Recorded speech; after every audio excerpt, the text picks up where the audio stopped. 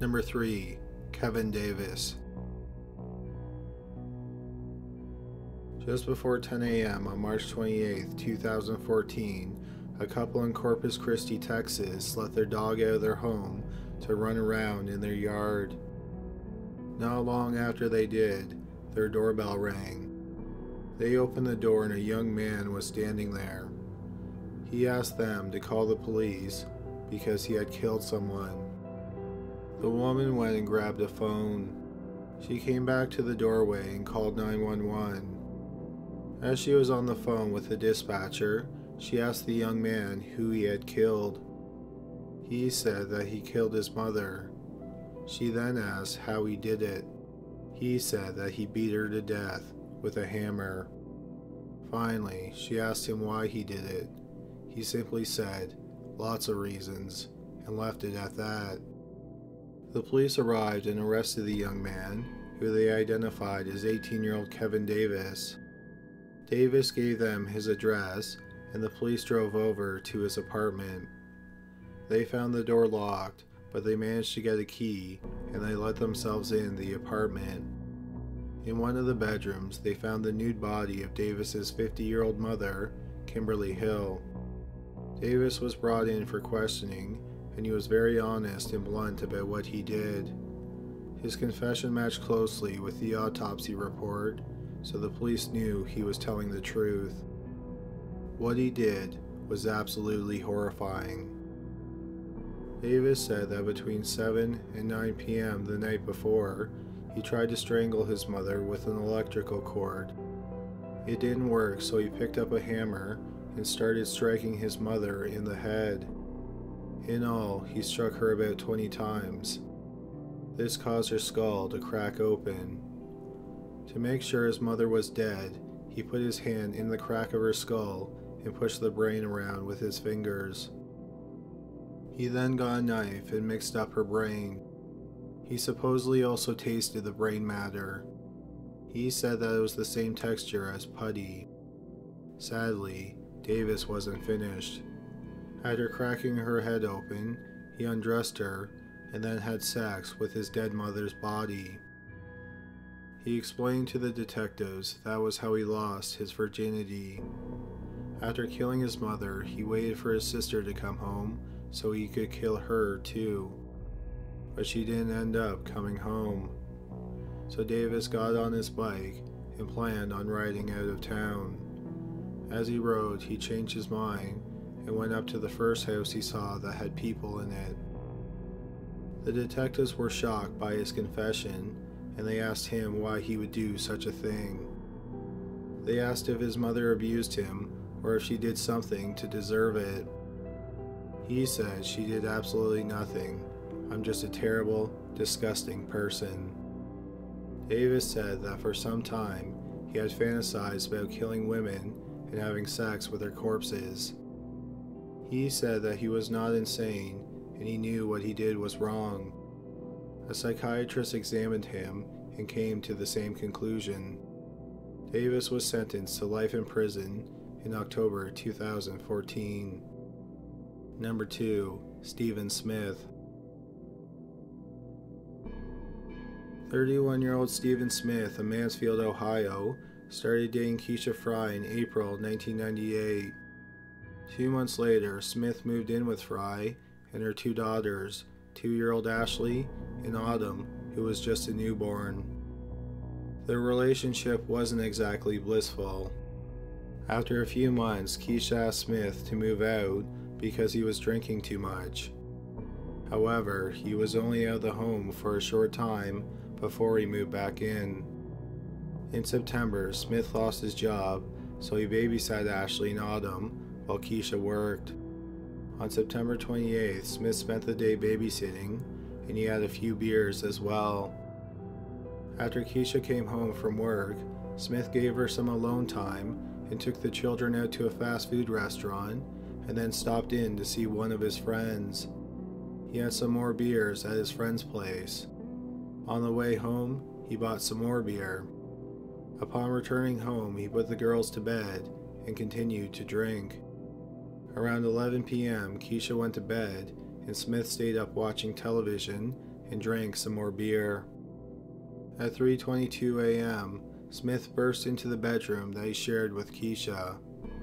He was naked, and he was holding something in his arms.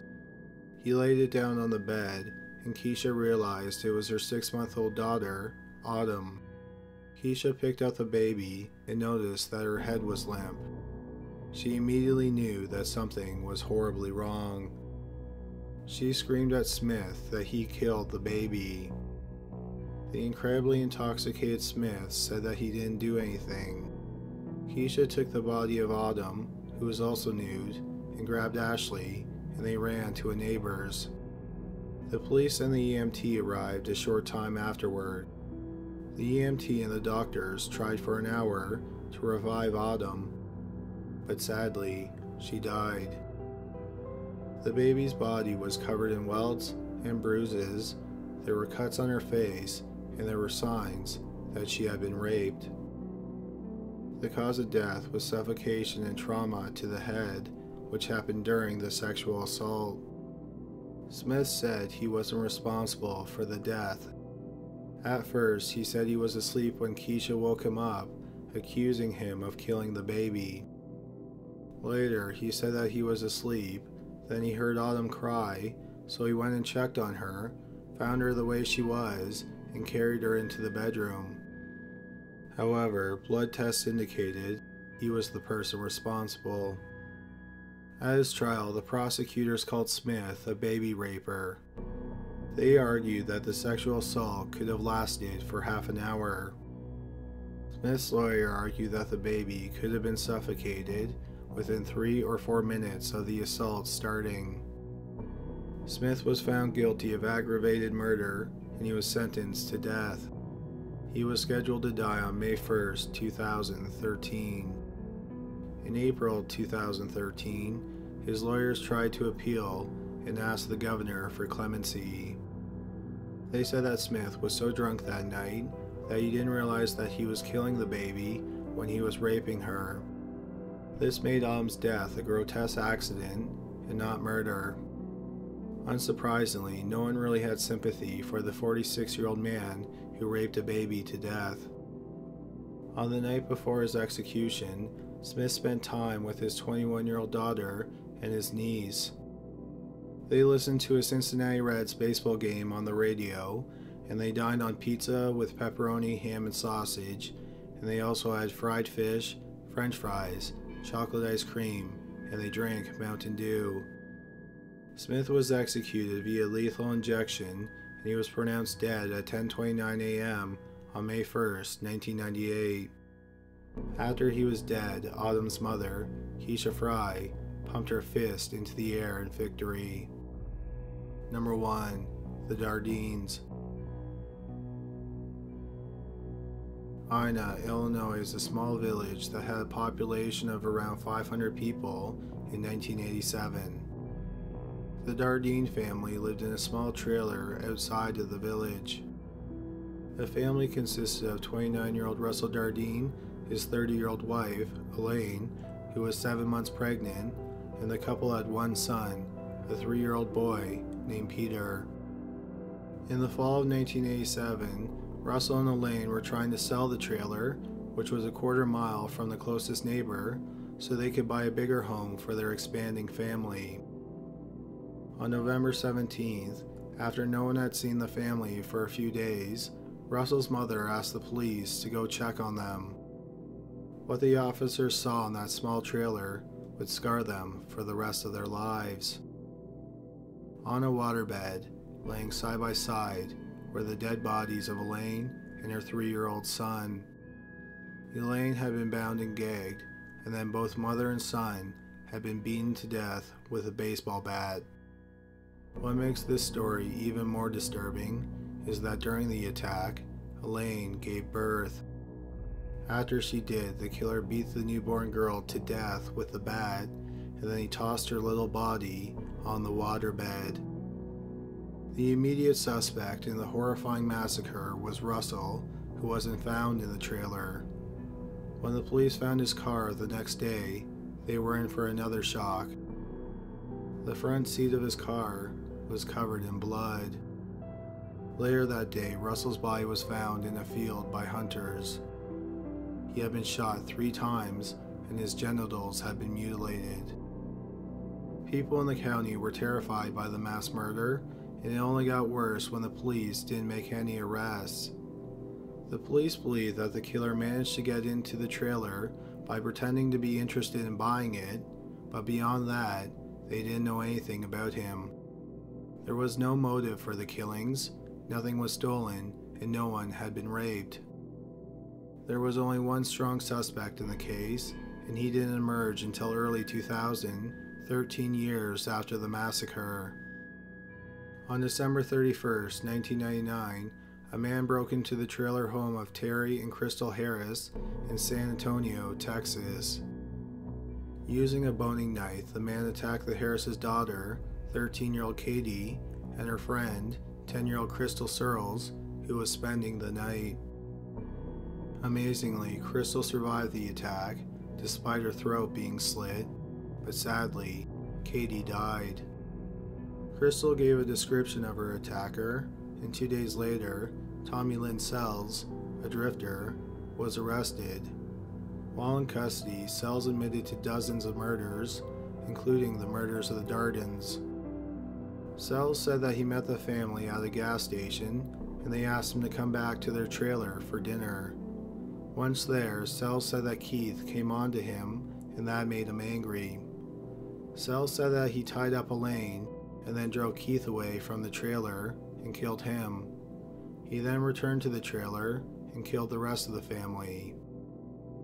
The problem was that when Sells confessed, he was wrong about some of the details of the mass murder, and he never said anything that proved he was the killer. So it's unclear if Sells was lying for the attention or if he was responsible for the murders. The people who think Sells killed the family point out that Sells is the prime suspect in nearly a dozen murders where women and children were beaten to death with baseball bats in their own homes. Sells claims he committed his first murder when he was 15 years old, which was in 1979, but it was never confirmed. The earliest confirmed murders that he is suspected of is the murders of Colleen Gill and her 4-year-old daughter. On July 21st, 1983, they were beaten to death with a baseball bat in their home in St. Louis, Missouri. 3 years later, Sells used a baseball bat to beat to death a mother and her 4-year-old in Forsyth, Missouri. 3 years after that, the Dardeens were killed. Keith Dardene's mother does not believe that Sells is responsible for the murders, and she thinks the real killer is still out there. Tommy Lynn Sells was executed on April 3, 2014 in Huntsville, Texas. Thank you so much for listening. Hopefully you aren't too depressed after hearing that. Thank you so much for donating as well. It is greatly appreciated. Please try to think of more ideas for next month, but that's all for today. Thanks again for listening.